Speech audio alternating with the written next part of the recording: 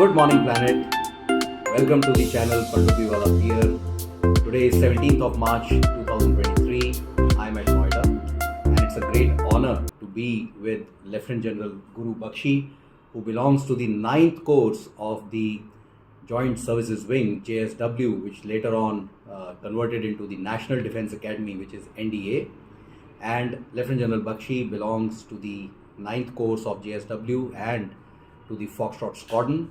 As you are aware that on the channel we are doing a series called the NDA Tales, the National Defence Academy Tales, wherein we are trying to catch up with our venerable seniors in and around the region of NCR and of course across India and across globe wherever we get the opportunity. And we will bring to you their remembrances, their service lives, the way they transformed themselves, from where they started to where they ended up in their respective army or the armed forces careers, and then how life took multiple turns and how they navigated it. So with that, General Bakshi, good morning to you, sir, and it's a rare honor to be hosted by you today morning. Thanks a lot. Very good morning to you, Arun, and great pleasure. With pride, I am sitting next to you. And viewers, I presume there will be more Foxes and then ex-NDAs and some others also. Yes, we so hope. I only hope what I say is of some use, because what I am going to talk about is a life where after joining the JSW, it is her 71st year. And since I was born, it is 87th year. Marvelous. so I think I'm pretty young. So I think that brings me to my first question. What did a young Guru Bakshi envisage for himself when he was growing up, when he reached the age of 10, and probably you were understanding a lot of things by then. So how did this journey start? Right. Where did the family start from? How did you start, sir? My father was in railways in a very I would say in a subordinate position. He started at the lowest rung. I'm very proud of the fact that he was a man of many virtues, because one picked up. In family you pick up from your parents all good things. But he had worked very hard. He joined service with very little education, just matriculate, very little salary. And when I saw him, because I was the eldest in the family, and when I was a little older, there was 6 siblings, 4 brothers, all of us, and 2 sisters. And it was a very austere life, but comfortable, no issues. We learned the values and the ethics of life in a manner as stood one in good stead. I would say with pride, my father couldn't have afforded, and he did not send me to any public school. I studied in vernacular schools, DAV, Sanatan Dharam, government schools, but I was not the worse for it. Because what one imbibes and gets from wherever one goes is more up to the person than the environment. Environment does not inject something into you. You pick up, you gain. I used to be always first in studies in every class, which is my hallmark. Good example to my siblings. My parents had never to worry about my studying. And what is best is that my father was getting posted almost every year plus, year minus, for about 6, 7, 8 years of my schooling. Mm-hmm. We used to shift to another station, get into another school. Number of times the subjects used to change. I was studying Hindi and Sanskrit at one, and Farsi, Persian and Urdu in the other. Didn't matter. Did not bother. So one learned to not crib and complain. One learned to adjust and move on. That's a very, very important point, sir. What Very you have important. said, that one learned not to crib and complain, and no comparison with what is happening, in and around us today. Yeah. But sir, that brings me to that, that question, the part of that question, that how did you locate JSW? I mean, how did you find Right. Joint Services Wing, and how did you decide to make that plunge? Who Right. filled the form? How Right. did you get the form? That is the interesting part. Now, what happened was, at a certain stage, firstly, the initial take was, since I was very good in studies, that I should be a doctor, medical profession. So I had those subjects, biology and all that, and was doing well. Then, as things happened, my father got posted to Delhi, and to an extent, he was having indifferent health. So, firstly, when I came to, he brought us to Delhi, and I had done 9th class by that time, and my principal was very happy in Firozpur where I was, or where we were, and he gave a certificate, the mark sheet, and saying he's a very bright student. So he went to the school here in Delhi, DAV school, Dehradun. The principal said, sorry, if you want to take science group, you will have to get admitted in 9th, lose a year. And if you don't want to lose a year, then arts is what you can take. Now that was a big hit. So I did not want to lose a year. So I changed over from science to arts. Then thereafter, this was the year 1950 when we became a republic. And soon thereafter there was the first election. So I knew now the medical was out. So I was thinking, what else? I attended one or two election meetings. I liked the lecturing that was happening, and I said I've become a political leader. Imagine. So I came back and shared with my father that he brought the form.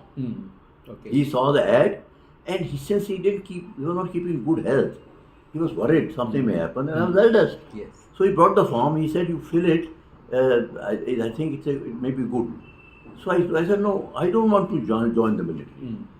That's not my aim." He said, "What do you want to do then?" I said, "I want to be a leader, political leader." So he looked at me hard, and those were the days when money had more value. So he told me that, look, if you want to fight election, you will need 10,000 to fight an election. First time you lose it. Then I'll need 10,000 to feed you for next 5 years before the next election. And then another 10,000 for you to fight an election. Okay. I haven't got 30,000 to give you. But I think, sir, I will tell the viewers who are watching this video that I know General Bakshi since 2011, and that was the first ever year that I had met him face to face. And I can tell you, sir, that had you become a doctor, you would have been a very, very successful doctor. And if you would have become a politician, I think you would not have stopped anything lesser than the top 3 politicians in this country, because I know the drive which he has. It's actually, if any one of you can ever get a chance to interact with him, on a face-to-face basis and sit with him for even half an hour, you would realize the value of this statement which I am making. So I think it's a great gain for our organization, and I think sadly a loss for the medical fraternity and of course for the political field also. But yes, so then you filled up the JSW No, form. then what happened was, firstly, I don't thank you for the compliment. I only hope, I deserve it anyway. What happened thereafter was that he felt pretty sick. And he told me that you are the eldest in the family, and I am sick and now going to be on leave without pay, being sick. He had finished his leave with pay leave. So you better think of taking up a job and join Camp College. That unnerved me. I said, what can I do? I'm just 10th class pass. What will I get? A clerk's position? Is that how I want to start my life? I immediately pulled out that form, the NDA form, and filled it. I appeared in higher secondary, simultaneously appeared in the written of the NDA. And mind you, then I joined, incidentally, I got very, very well. In the arts also, I was top. And I stood first in my school. And I went to Shri Ram College of Commerce. Looking at my marks of 11th class, they offered me BCom honors. Marvelous. And a prestigious Yes. college. And I filled up the form and I was admitted into Shri Ram College of Commerce. Wonderful. So, but then, as luck would have it, I got through the written of the NDA, and that was in July-August 1952. September, I went for the interview to Merit, and my father very nicely and very, I would say graciously told me, don't worry, go and have a look first time, then you can try the next time. So I was under no tension that my family expects me to get through. So carefree I went, met a lot of people, relaxed, but continued doing whatever was to be done.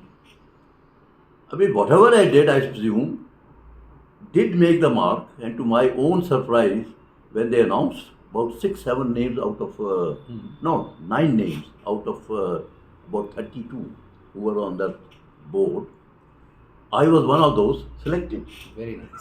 So first time itself, to my own self-surprise. But anyway, it was good because the way things was, my family, I think God above saw the need and it happened. Then of course the medical took place and I came back knowing that 90% I will now make it. Though the merit list usually was there, but if you got to these two, those days, you did come into the merit list. Okay. So that is the story of how I was selected for JSW. So how young you were when you joined the JSW? I was 16 years and 5 months old. Marvelous. So I think, sir, we joined the National Defence Academy at the age of 17 years and a few months. And people of their generation actually started going Yes. from 15 years onwards. Yes. And imagine the kind of run, which the service then offered to them. And it was a transitioning kind of the country had just become a republic. Right. I mean, 3 to 4 years would have just passed when you were there in JSW. Right. So what memories do you carry of your, entry into JSW, then your, growth in and how did JSW transform you from purely from a person from a very simple and humble family, of course coming with great roots, and then how did you feel that transformation took place? Let me just share with you, Arun, that my entry to JSW was pretty impacted me quite a lot, in as much that it was a bit of a trauma when I reached the academy. I was wearing a good suit, tailored, and since we didn't normally wear too many good clothes, it was one of the first ones in my life, as we were. And the way I was ragged and made to do things, I was wondering, where have I come? And why have I come? That kind of a feeling came. But anyway, that feeling apart, but they were nice people.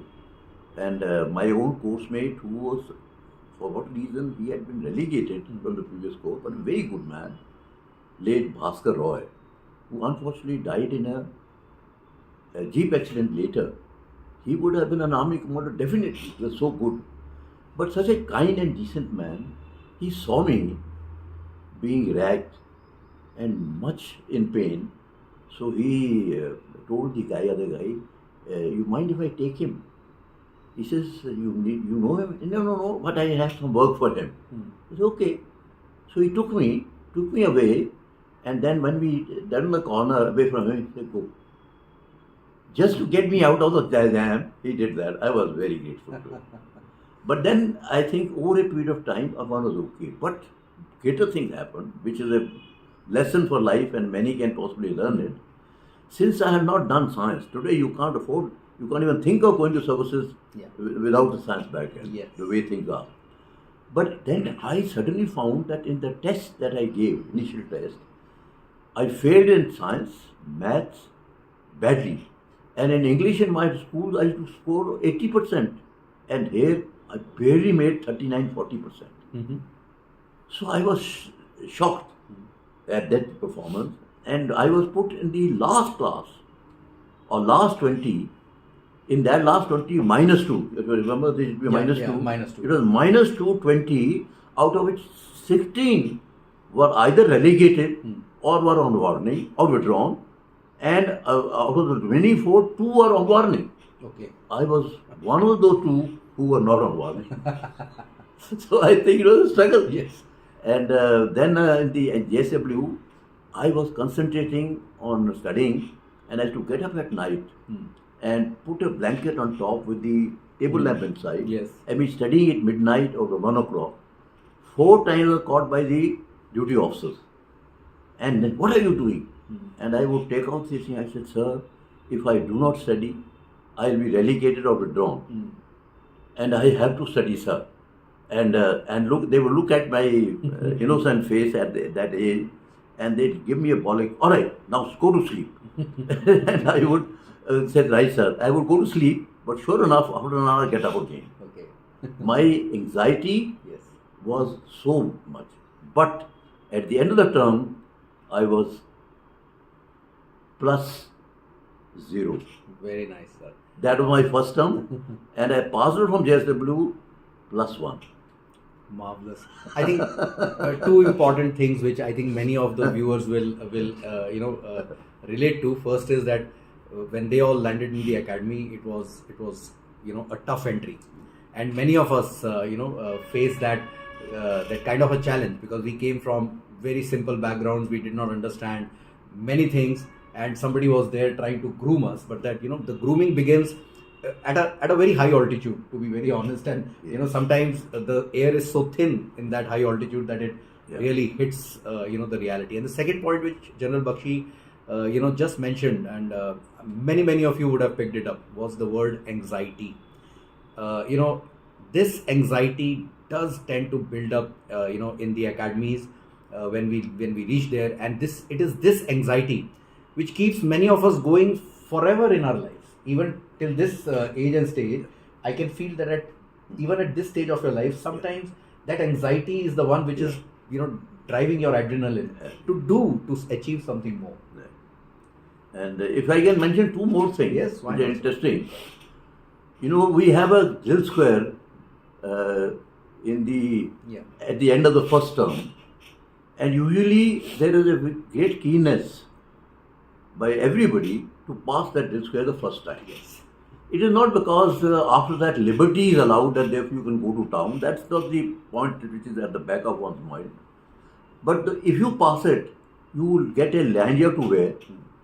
And if you are very a lanyard, 4, 5, 6 who get through the first time, then everyone says, oh my God, smart guy, he's passed the first time.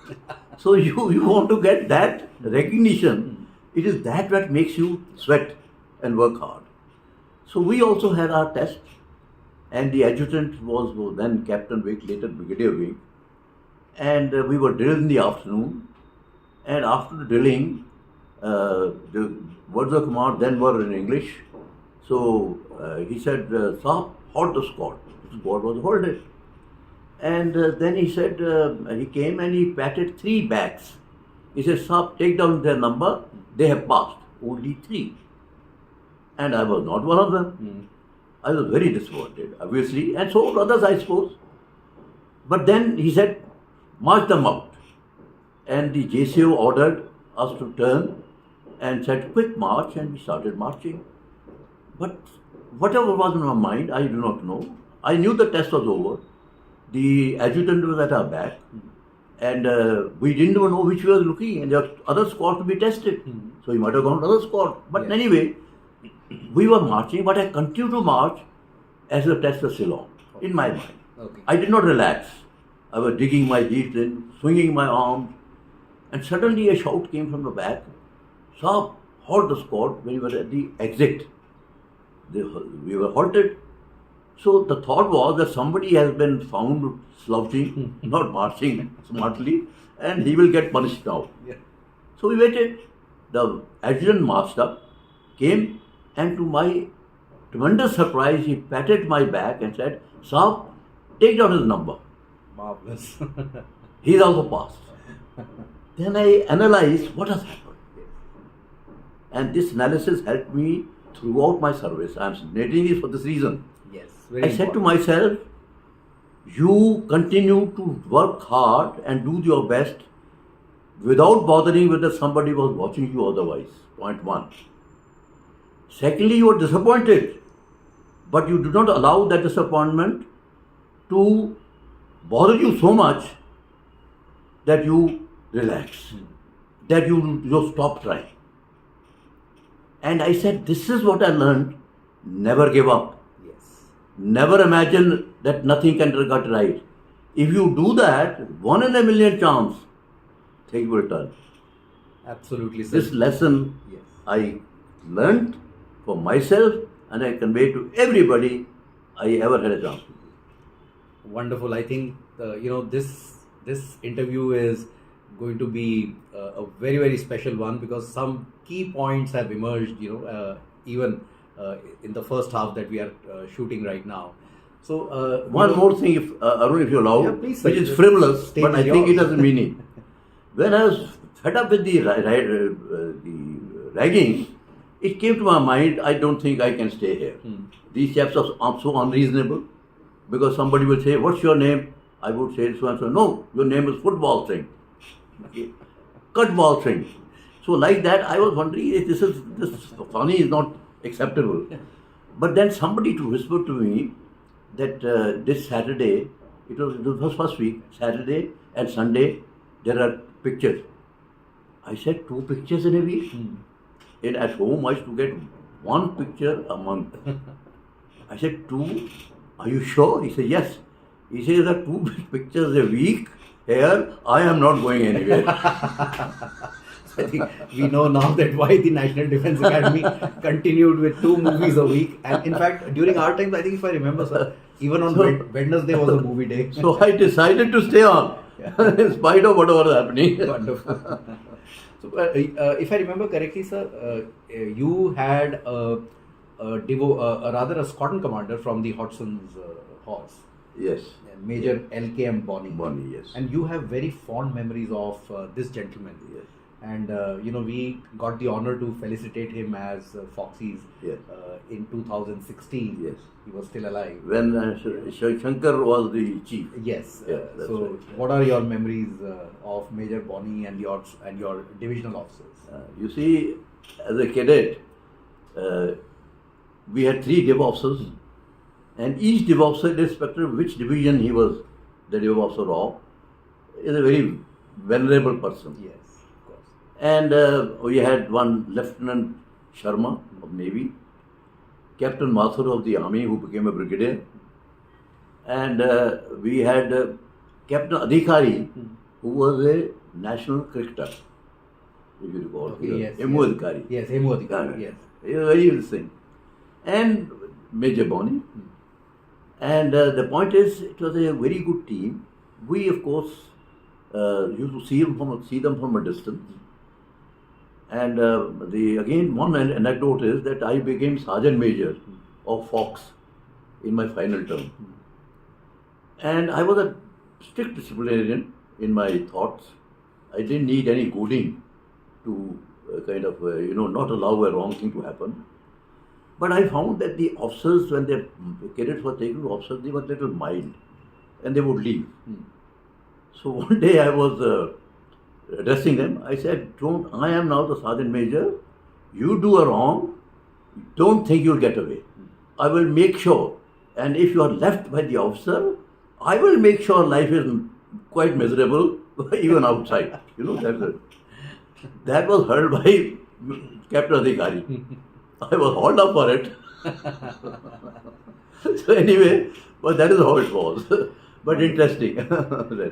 Wonderful. I think, sir, this first part of this interview, which, we are going to close now, this has been a very interesting conversation. We did not even realize, and we are into the 25th minute. But people, please don't go away, because we have a lot more to catch up with General Guru Bakshi. He has just started warming up, and you would really enjoy the conversation in the next parts that you will see. So stay tuned and look out for the next episode.